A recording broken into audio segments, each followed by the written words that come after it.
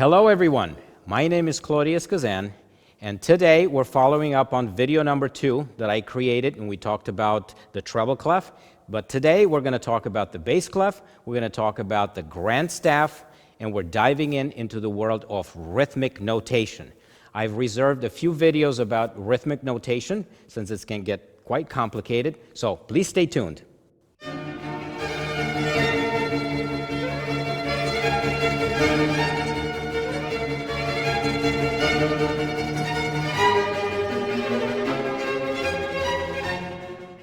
Hello and welcome back. Thanks for tuning in today. First, before I go on and talk about the bass clef, I want to clear one little mistake that I made last time, and I think it's important to do so. I mistakenly called the double octave the 16th. Now, simple arithmetic will tell you that yes, 8 plus 8 equals 16th, and I think that's what I was thinking when I did this. But in music intervals and so, the double octave, it's actually notated as the 15th, okay? It's not the 16th. So you will see the sign 15 VA for those notes that need to be performed 2 octaves higher, okay? Not 16th again, but 15 VA. You know, VA comes from octava, remember 8 VA, octava, so they put the 15th VA. I'm going to go to the piano shortly, and I'm going to show you exactly why it's 15th VA and not 16th VA. Okay, so I'm here at the keyboard, centered on the Yamaha logo.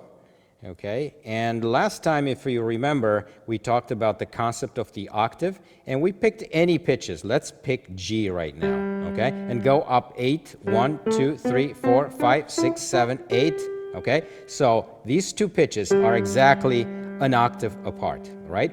And we notate that as 8, as an octave. But how if I want to go higher? This would be a 9th, right? Normally, if I go higher than 8, would be 9th, okay? However, in music theory, we call this interval here a second. Why? Because we go from one note to the second note. So that's notated as 2, okay? Now, if I add 8 plus 2, that gives me 10. That does not give me 9. However, we can't really do simple arithmetic in here and say 8 plus 2 equals 10, because after the octave comes the 9th, okay? And why is that? Because if I do 8, okay, and then I do another 2 and add them to 10, that means that I count this note twice. And it's not fair for that note to be counted twice. Once as being part of the octave and another time being part of the second here, okay? So when you calculate intervals in music, you can do the arithmetic if you want, but then you have to subtract 1, okay? So you have 8 plus 2 equals 10 minus 1 equals 9. So this interval from G to A here, it's the interval of the 9th, okay? And that propagates later too. This is the 10th, this is the 11th, 12th, 13th, 14th, and finally 15th. So you can see now how from here to here I have the double octave, and I notate that as the 15th and not as the 16th, as I mistakenly done it in the first video. One other thing that I forgot to mention last time when I took the video inside the piano is to show you exactly how the pedals work on the piano. The pedals are so important to the sound of the piano, and somehow I missed that. I want to show you exactly how the pedals work. Basically what happens is that you press the rightmost pedal on the piano, and remember I talked about the dampers coming up when I press the key to allow the sound of the string to vibrate. When you press the pedal on the piano, what happens is there's a mechanism to lift off the strings all the dampers. Okay, the rightmost pedal on the piano is called a sustain pedal, and it does exactly the same thing. It allows you to sustain sounds for a long time. Okay, so if I play a chord on the piano with the pedal down, that sound is going to sustain for a long time. Okay, and let's go back to the piano right now, and I'll exemplify exactly how that happens. Okay, so I'm sitting at the piano, and I am pressing the rightmost pedal on the piano, called the sustain pedal, and you can see immediately how the dampers are coming up. All the dampers, not just one, as you saw last time when I was playing individual notes, but when I press the pedal, all the dampers are coming out to allow for cross resonance between the strings. So if I play a low note and the top note,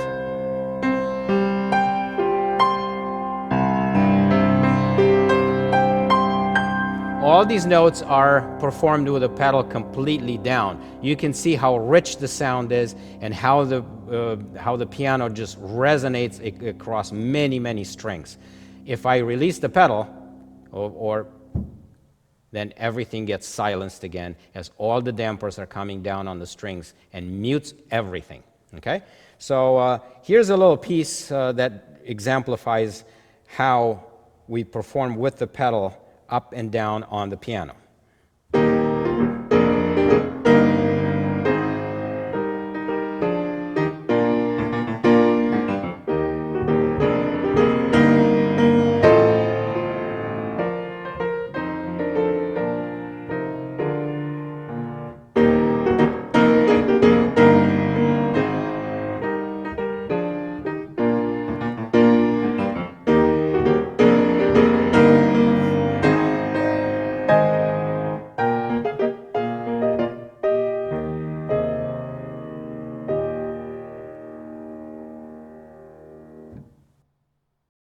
Okay, so let's start talking about the bass clef. Last time we talked about the treble clef, and we put some pitches in the treble clef. We also saw how we can extend the staff up and down with ledger lines, and how each ledger line allowed me to represent two more notes, one on the ledger line, the other one on top of the ledger line. I probably didn't mention too much about the fact that we can extend the staff down, okay? We have a note on the ledger line, but we can put the note under the ledger line as well. These are notes that actually belong to the upper staff in here. Let's put the treble clef in here again. Okay, so you can see how I extend them. I can also put two ledger lines and extend it down like that, and I can put a note actually under the ledger line. Okay, this is just another mechanism of allowing me to represent more pitches in this particular staff here. Okay. We also saw how I can use the 8 VA if I want to represent pitches an octave higher and I don't want to bother with ledger lines. I can do the same thing down here, 8 VA under the staff, all right? And I can represent pitches an octave lower than that. So this is what we did last time. Today we're going to talk about the bass clef, okay? And the bass clef allows me to represent pitches on the left side of the piano, okay? Meaning the bass part of the piano. The bass clef, it's written like this, okay? And it's very easy to understand why, because this little bubble here that it starts with, this note here on the second line from the top is pitch F. So that's why it's also called the F clef. Okay, you can see that F, it's already quite high on the clef, and allows me to represent pitches much lower than that. Okay, I can go all the way down here. Okay, to the low F. This is an F, an octave lower than this F. Let's go down through our alphabet here. F, E, D, C, B, A, G, and finally F. Okay? So now you're going to ask me, where do I find that F on the piano right now. So I'm going to go back to the piano to show you exactly how we find that F. And also talk about one other thing that's going to be very important. I'll do it at the same time. We're going to talk about the middle C.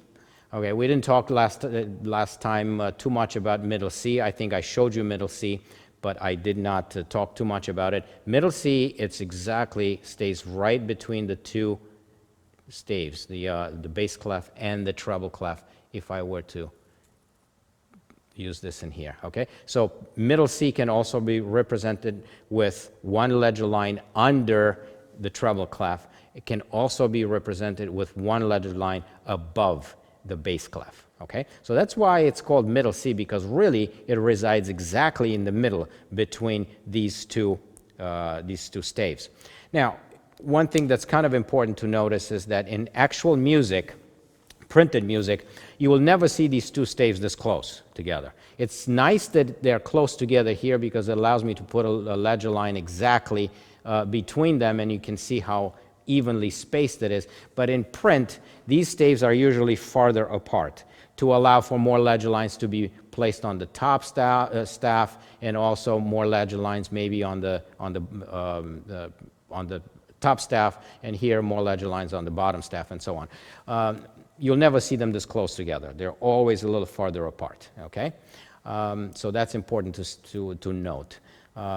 Okay, we're going to go to the piano right now, and we're going to see exactly where can I find that reference note in the bass clef, the F. Okay, so I'm here again in front of the piano, centered along the Yamaha logo, and I'm going to show you exactly where to find the F that the bass clef is based on right now. Okay, last time, remember, we looked at these two pitches as being exactly in the middle of the piano. Okay, and this is pitch E and F. Okay, also remember that the F, it's always under the group of three.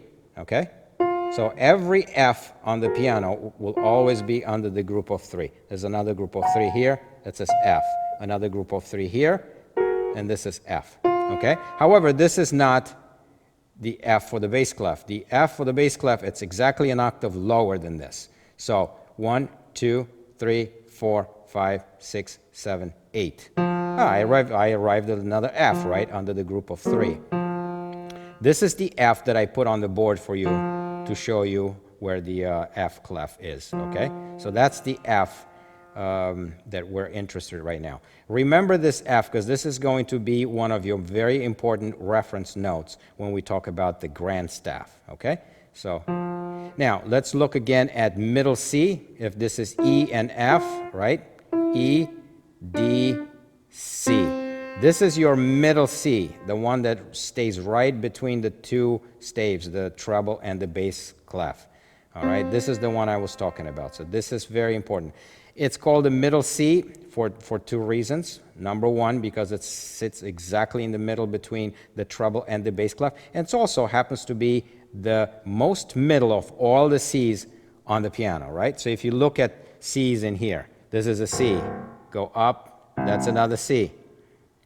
Another C here. Another C here, okay? Of all these C's that we can find all the way across the keyboard, this guy here is the most middle of all of them. So that's another reason why we call this middle C. Remember middle C? That's going to be one of your very important reference notes again. All right? So let's go back to the board. Okay, so now you're familiar with the F clef, or the bass clef as we call it. Remember this note, very important note in here. We call this the bubble F. I tell all my kids that's bubble F. And that's your F, pitch F, and you saw it how I find it on the piano. Okay, that's the F below middle C. Okay, so that's going to be a very important note for you to remember. Okay, one of the reference points we'll talk about later. So right now I'd like to talk about the grand staff. So I'm going to erase all this stuff in here, and I'm going to move these two clefs down one staff, just so that we can see it a little bit better here. So I'm going to put the treble clef on this staff and the bass clef on this staff. Okay? All right, so the grand staff, okay, consists of two clefs, the bass and the bass and the treble together, okay?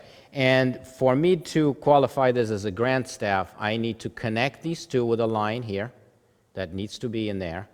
And what that tells me that these two clefs are to be performed together, okay? It creates a system immediately just by me connecting this with a line in here. Right now, I'm performing this together, okay? But still, it's not a grand staff because I could perform this with a violin, for example, and this with a cello, okay? They will perform together, but is it a grand staff? It's not a grand staff until I also show the curly bracket here. Okay, once I show the curly bracket in there, that means that these two are to be performed by one instrument, not two, all right, but one instrument. So what do I need? I need this connecting line first in here to connect this and show me that these have to be performed together, and the curly bracket to also show me that I'm going to use one instrument for this. Okay. Now let's name a few instruments that use the grand staff. It's basically all the keyboard instruments, you know, pianos, organs, harpsichords, anything that has a keyboard can use the grand staff. Why? Because they have a wider range, and we need the treble and the bass. And also there's some percussion instruments that use it as well. You'll be surprised. The marimba and the vibraphone. Those are huge instruments. They have, and they're laid out pretty much like the keys on the piano, right? And because they have such a wide range, they also use the grand staff, okay? Now, the grand staff is very, very important to learn how to read in these two clefs. I know we talked about the treble clef first, and you're probably getting quite familiar with the treble clef right now, but let's not forget about the bass clef. Start getting familiar immediately with the bass clef because I want you to learn how to read the notes on the grand staff together as a system, not individually. Do not learn first about the treble clef and get really familiar with it, and then later on you learn about the bass clef. What's going to happen if you do that is you'll always compare notes between the two staves, between the two clefs, and say, okay, well, I know A is here, okay, and there and here, so, and this is C in the bass clef, so what's the distance between A and C? Okay, it's a third. So if I read in the bass clef, I just can't imagine then this being an A and moving it a third up to C, and I get to C. It's too complicated. And why am I saying this? It's because I've done it myself. When I was a kid, about 6 years old, and my parents wanted me to play the violin. I started at the music school taking violin. We never used the bass clef on the violin, okay? The lowest note on the violin is here. That's the G, 2 ledger lines below the treble clef. And that's as low as you can get. It's very easy to see, okay, 2 ledger lines is not too many. You can just eye it and play it.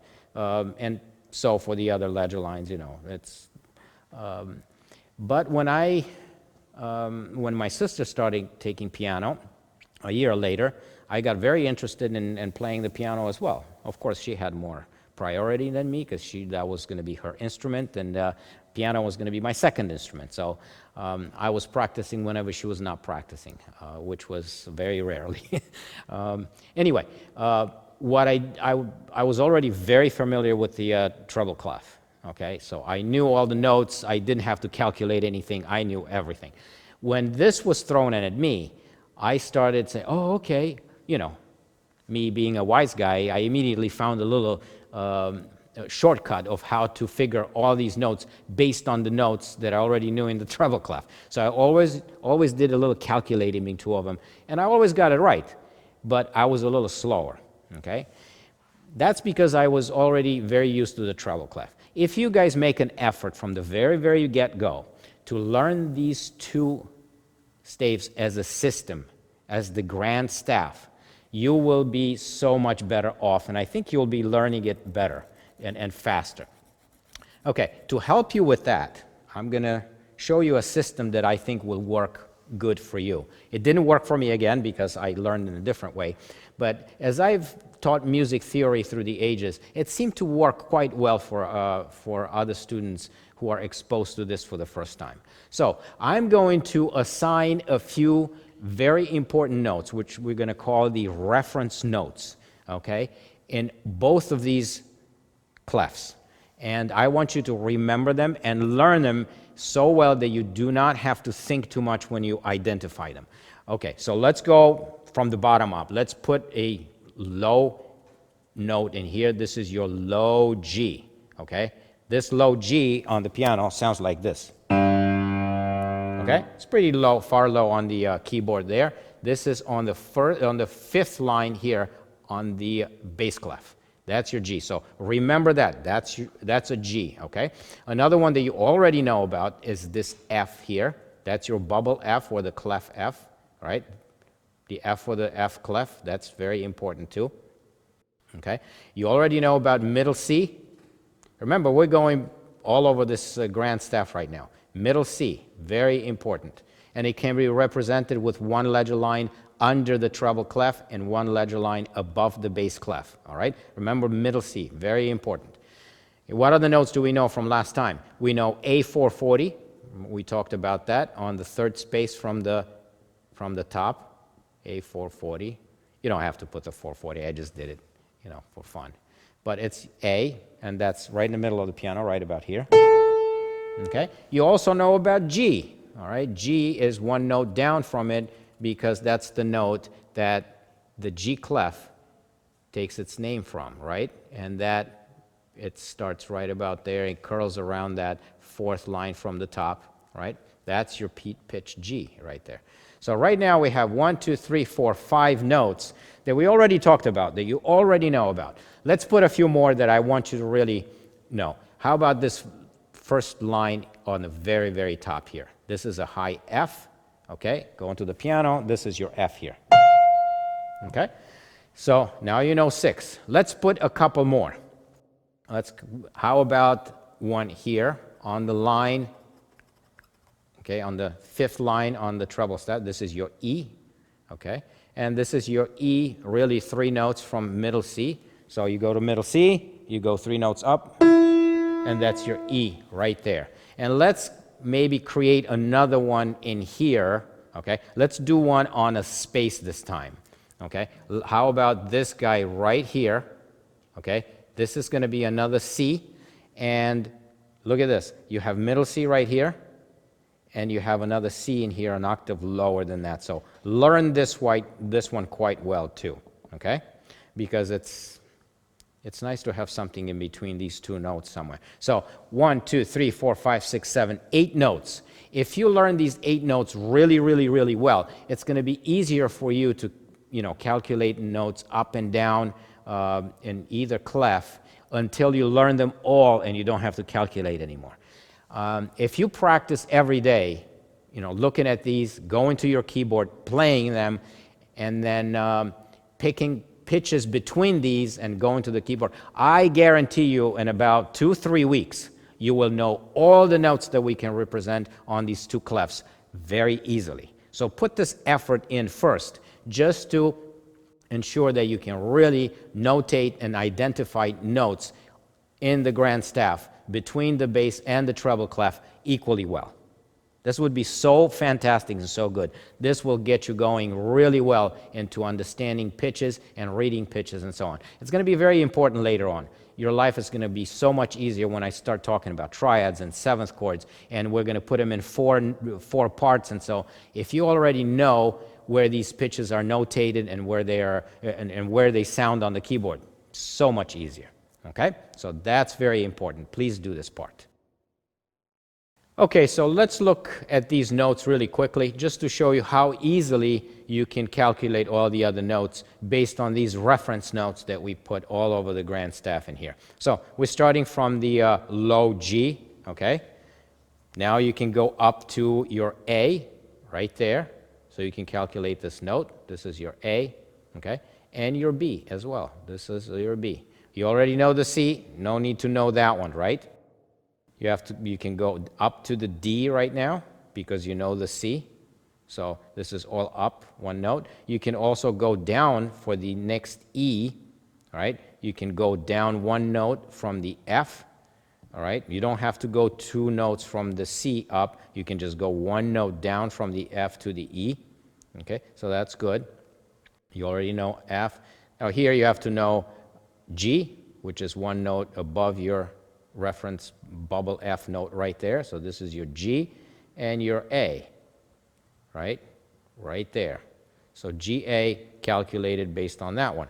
Now, the next note I would calculate based on the middle C. Go down one from middle C, right? That's your B, all right? And here, you can go either up one note here to the D from the middle C, or down from your other reference note, which is E, go down to the D, okay?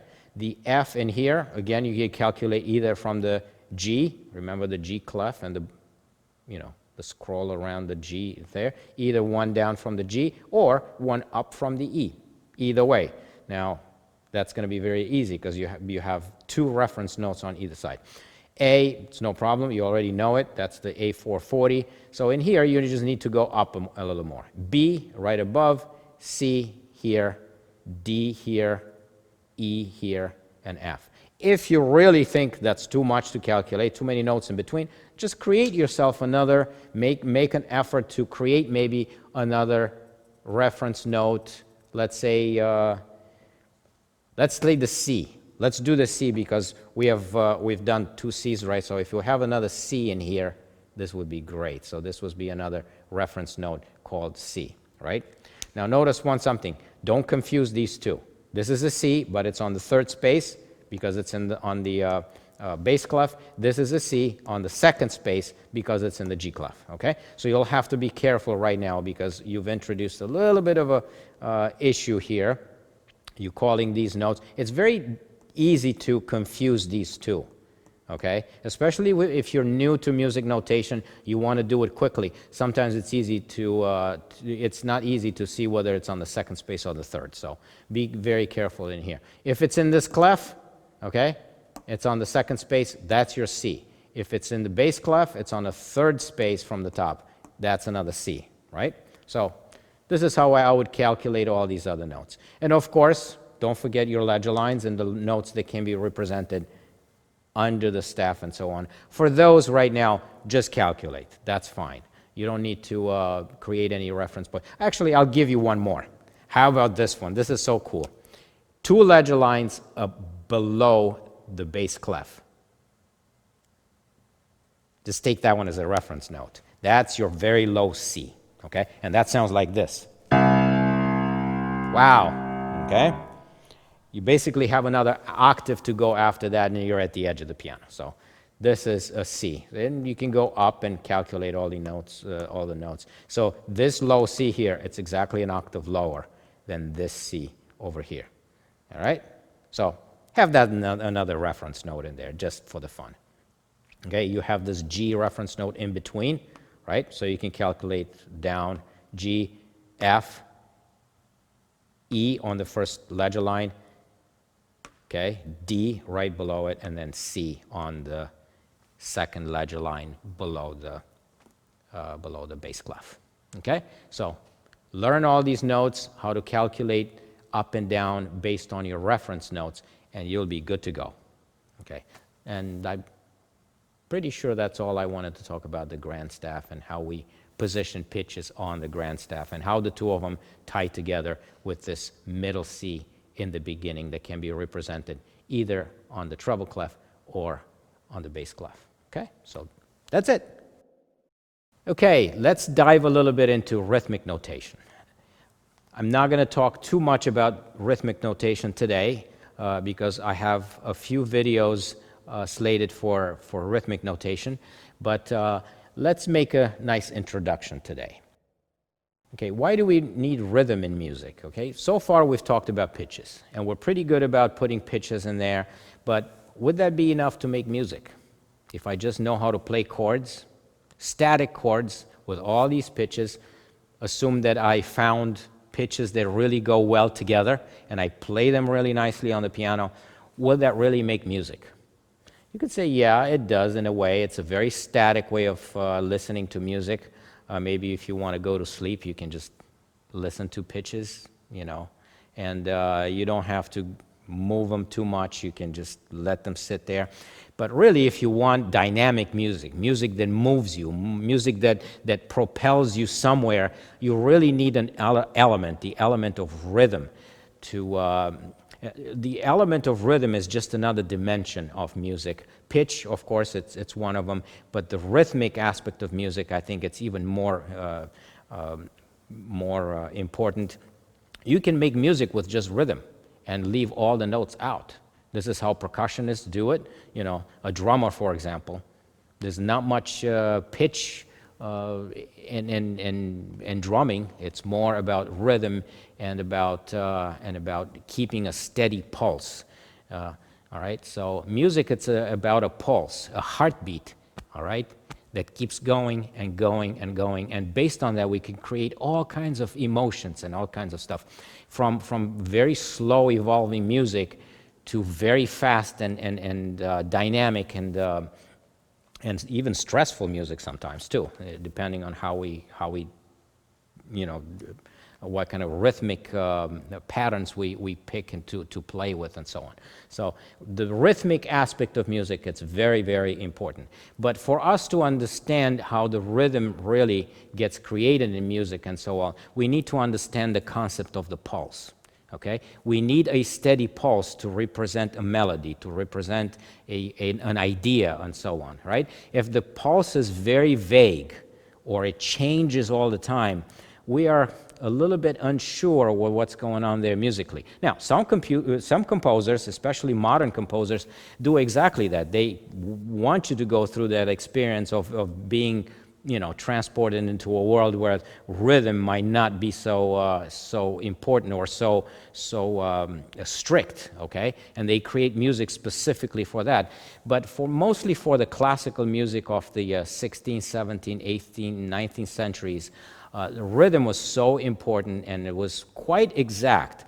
Now, in the 1700s, okay, right about Beethoven's time or so, maybe beginning of the 1800s, a clockmaker in Germany invented a device which he called the metronome. Okay, he pretty much single-handedly did this because he was a great clockmaker, and he was probably some kind of a musician as well. So he thought of a device that would give us a very specific way of measuring time in music. Until then, nobody could do it. They would use terms like allegro and adagio and grave and allegretto to really represent how the music was to progress, how fast we move through that pulse that I talked about. Okay? But when Melzel, this guy, came in with his metronome, he pretty much revolutionized the rhythmic world in music. Okay? Beethoven immediately took from that idea and said, you know what, this is such a great idea. Now I can put an indication in front of most of my pieces or something, and it would tell performance for generations to come how fast I want that piece to go. All right? That's why sometimes you'll see this in front of many, many compositions. MM equals, and you'll see a value in there, let's say 120. What does that mean? That means metronome Melzel, and the value of 120 represents how many beats per minute, okay, we're going to set our metronome to indicate that particular speed, okay? So how fast is 120? Probably something like this. Okay, because if you divide this into half, you get what? You get 60. And what's 60 beats per minute? It's exactly 1 second, right? So that's pretty much 1 second, right? Now, I'm not a conductor, and I'm not trained to give you exact metronome markings just out of my head like this, but I think I know 120 and 60 quite well. So, you saw how 60 goes. So if 60 is speed of seconds going by, 120 is going to be exactly twice that fast. So you'll have to divide that second exactly into 2 parts, and you get to 120. Okay? Now, other values are going to be more difficult to gauge, and so that's why you need a metronome. Now, next time, on my next video, I'm going to talk exactly about this. I'm going to talk about the metronome, okay? The device itself. You can still purchase metronomes. You can go to Sam Ash or Guitar Center or something and go to the counter and say, do you guys have any metronomes? And they say, yeah, we have metronomes. They'll give you a hardware device, but it's all electronic, okay? Back in the days, in the 1700s, 1800s or something, the metronome was basically a device with gears, and it had a little weight on top of a dial, and depending on how high you set the weight, if you set it really high on the, it'll take really long for the spring inside to pull the little handle up because the weight was heavy on the top, so it will go very slow. Now, if you put the weight a little lower, it get a little easier and it would beat a little faster. You can imagine this was not a very, very accurate device, okay? But it was accurate enough to indicate, speed values quite well. And musicians really didn't mind it. I used to have one of those when I started studying music because electronic devices were not, in wide use back then. So my dad purchased a metronome exactly with a little weight on top of the dial, and, kids play with it, and this is how I learned about the metronome. Now, when I came to this country, everything was electronic, and now it's all in software. They model all these things from the hardware into software, and they've added a whole bunch of new features to the metronome. Next time I'll show you which one I use, and believe it or not, they're all free to download. You can go to the App Store, you can go to the Android store and just download them for free, and you will have a metronome for which you had to pay money before as free on your device. And I would want you to definitely do something like this, because as we study rhythm in the future, okay, the metronome is going to be very, very important. You have to develop some kind of a sense for rhythm and a sense for very steady rhythm. The emphasis here is on steady, okay? If you only play and listen to the metronome once in a while, you're not going to get very good with playing with a metronome. So get used to playing with a metronome. I'll tell you another story before we start looking at some music values here. And when my daughter was around 7, 8 years old, and so was taking piano from my sister, and my sister again put the metronome in front of her and said, you have to learn how to play with a metronome, because probably her rhythms were not too exact and so on, and my sister wanted her to play more in time. So she started practicing with a metronome. It was probably a little hard in the beginning because she had to concentrate on 2 things, listening to the metronome and playing the piece and being in time with the metronome. Okay? But after a while, she got used to playing with a metronome quite well. And recital time came. Now, it's kind of embarrassing to bring the metronome to the recital and put the metronome on, and that's the only way I can play my piece. So my sister said, okay, it's time for us to turn off the metronome, and now you can perform the piece without it. My daughter looked at her and said, but I don't think I can do that. So she was so used to playing with a metronome. She relied on it so much that she thought she would not be able to perform without the metronome. The metronome, she thought, had become some kind of a crutch for her to be able to play the pieces. But she was very surprised to know that once they turned the metronome, she was still able to play the piece just as well without the metronome. Why? Because that click of the metronome was already ingrained in her brain. Okay? So that's why I want you guys to get so used to playing with the metronome. I know it's going to be a little bit of a let down in the beginning. It's like, oh, you mean I can't really play all these pieces yet unless I use the metronome? Yes. Get used to playing your pieces with a metronome. Don't always play with a metronome. Switch it off, play them with and off and on. But I think it's so important to get that very steady beat in your head. Okay? It's going to be incredibly important, especially when you try to play music with other musicians, especially those who are better than you, have done it, and have a very steady rhythm. When I was younger and I was playing with other musicians, I really didn't like to play with anybody who didn't have a very good rhythm, very steady rhythm. They were always rushing. They were always pulling back. It's like, come on, man, you haven't practiced with a metronome? So very important. Next time we'll look at the metronome that I use. You can download it, and I'll show you exactly how to use it, because it's not very difficult. Okay, I'm going to turn this board around right now, because I already put a couple of things in here for you. I didn't want to take the time to do it. We're going to talk about rhythm notation and how to notate music values in here. Okay, note values. What do I mean by values is we represent pulse in music with a quarter note. Okay, the quarter note, if you look in here, is a note head that's filled with a stem. Okay, and I wrote here quarter notes. Okay, so this line in here represents our pulse.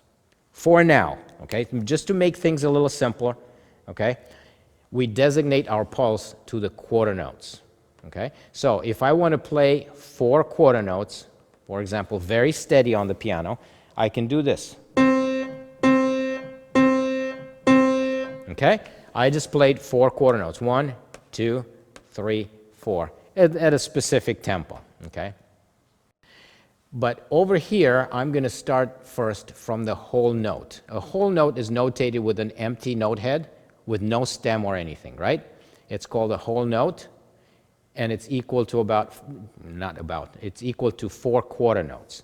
Imagine a pizza, okay? That's round, and it's called a whole pizza. That's exactly what it is. The whole note, a whole pizza, which I can divide into half. Okay, I can cut it exactly into half, and I call those 2 slices, 2 big slices, half notes. Half of my pizza is equal to the half note, okay? Equal each with 2 quarter notes, okay? So remember that. A whole note divides into 2 equal half notes. The half note is notated by an empty head with a stem, okay? And I will show you exactly when we flip the stem up or down. Okay, next come the quarter notes, of course. There's 4 quarter notes in each whole note. You can see how they divide in here. Each half note divides further into quarter notes, and that's usually how I represent my pulse. Usually, okay? Let's make it simple right now. Each quarter note, I can further divide it into eighth notes. Eighth notes are filled in note heads, stems, and flags. See those little things at the end here are flags. We call them the flags, okay? And there's 2 of them for each quarter note. That's why you'll see here 8 of them. 1, 2, 3, 4, 5, 6, 7, 8 in a whole note, okay? If each whole note divides into 2 half notes, each half notes divide into 2 quarter notes, each quarter note divides into 2 eighth notes. I end up with 8 eighth notes in each whole note in here. I can divide the eighth notes even farther into 16th notes, okay? Those are notated filled in head, stem, and 2 flags, okay? And these are called 16th notes. They are 1 quarter, okay, of the quarter notes. So eighth notes are 1/2 of the quarter note. 16th notes are 1 quarter of the quarter note. 1 quarter of the quarter. That's why I did this, right? How many 16th notes do we have in a whole note? Well, let's do the math. If each one of these, each quarter note ends up with 4 of these, so 4 plus 4 plus 4 plus 4. That's 16, right? That's why then 16th notes into 16 of them into a whole note. Okay, another way to represent these notes that have flags, the 8th notes and the 16th notes, is to use beams instead. Okay, so I can group, for example, 2 eighth notes into something like this. Now, why would I want to do something like this? Purely for speed of reading, okay? Especially in instrumental writing, we use this. because it's easy for me to see a group of notes instead of concentrating on each individual note. If I see something like this in a piece of music, I know exactly that those two are 2/8 notes, in the space of a quarter note, and this figure here are 4/8 notes in the space of a half note, right? I can group them like this with a beam up on top. Okay. Now in vocal writing, we still prefer this kind of writing with individual notes like that, because I can now space the notes anywhere I want according to the syllables, of the words that go underneath. So in vocal music, you will see them more with the flags like this, but in instrumental music, we use more this notation. Now, that doesn't mean that we don't see these in instrumental writing at all. You'll see when we talk about rhythmic patterns and so that we have to use them. If we have to use 1/8 note in there, there's no way to do it this way. We use the beam notation only when we need to group 2 or more flag notes together. But if you need to use just one, you have to use one, and you have to notate it this way. Okay, so, and that goes for 16th notes as well. You can group 2 16th notes or 4. You can group even more. All right, but this is important. When I see 4 16th notes like that, I know that equals up to 1/4 note. So I have to play those 4 notes in the time of a quarter note, 1 pulse.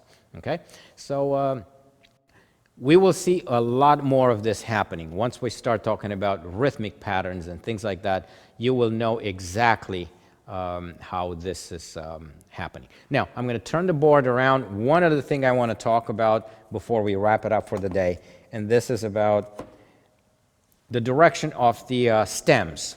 Okay, I started talking about, then I said I was going to leave it for the end. If your notes are to be placed on the staff below the 3rd line, okay, this is the 3rd line right here. So if you're placing notes below the 3rd line, I'm not going to make them all in there, but some of them. Okay, all these have the stems going up. Notice that the stem of the note starts from the left side, from the right side of the note going up, right? So note head, and you touch the stem to the right side of the note, and you go up. But from this line up, okay, the stems go down. So if I notate individual notes on the staff and they are above the 3rd line, their stems are going down. And notice it's pretty much like a flip in here. The stem will go down from the left side of the note. Okay, so that's kind of important to know. Okay, so anything below the 3rd line stems up. Anything above the 3rd line stems down. That is to keep everything about the note on the staff. We don't want stems in here to go down like this, okay, for no reason, and then you have stems from this side going up, and then it's too much clutter in there. You're not going to be able to read properly. But if we have a convention that says everything below the 3rd line stems up, and everything above the 3rd line stems down, it makes it so much easier, and it keeps our writing a lot clearer and more organized. Okay? Now, one other thing that you're going to ask me, well, what happens if I have a group of notes, as you saw in there? Let's have a few 8th notes. Let's say I have an 8th note here, an 8th note here, one like this, and one like this. Okay? And we want to beam them together now. Okay, well, one thing you can do this, right? That would be kind of cool. Yeah, that's very easy. All right, these are below the 3rd line, so they get the stems and the beam up, and these are above the 3rd line, so they get the stems and the beam below. Okay, keeps everything nice and neat in here. But what if I want to beam all of these together into one beam? Well, now I have to make some compromises, right? Because I can't, should I do it this way? Okay, or should I do it this way? I'm going to put the same notes in there. What do you think?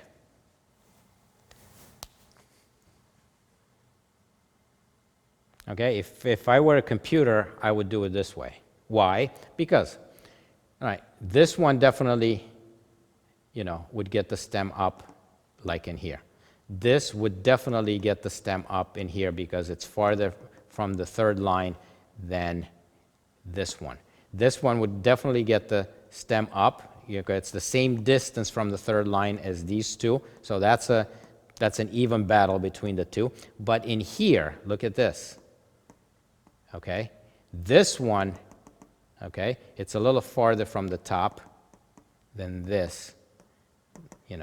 It also depends, on what's after what's in here.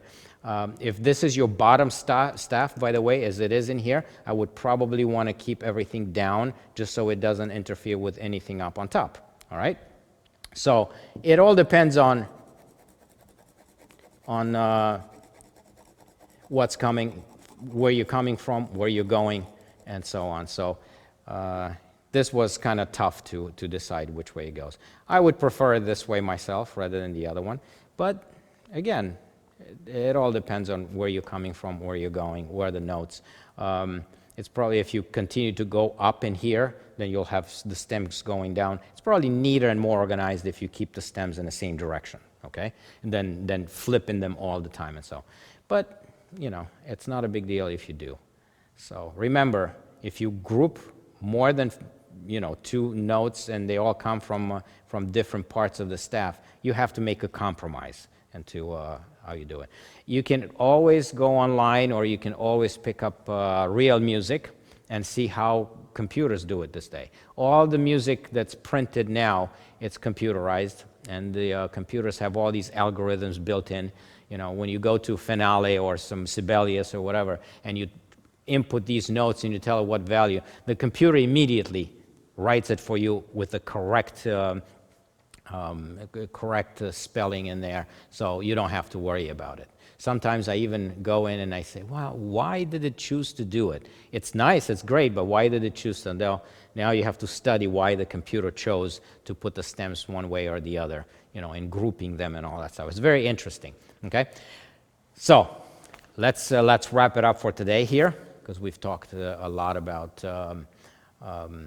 music notation, rhythmic notation. So next time we're going to look at placing some of these values on the staff, okay?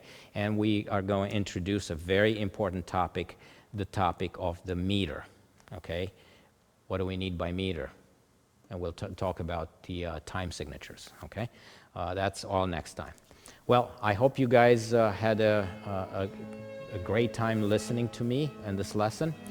We talked about the bass clef, and we talked about the grand staff. And I gave you some pointers on how to learn the notes in the grand staff by assigning reference pitches that you really need to learn, and then calculate up and down 1 or 2 notes, and you immediately get to place the other ones that are not.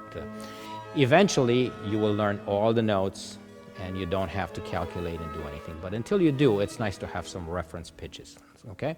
And then we talk about the note values in terms of rhythmic notation, in terms of, we talked about the concept of pulse, all right? And how for now, we assign them to the quarter notes, make it easy, okay? And how these notes divide. We started with a whole note on the top, 4 quarter notes. We divided into 2 half notes, and then into 4 quarter notes, and into eighth notes, and 16th notes, and so on.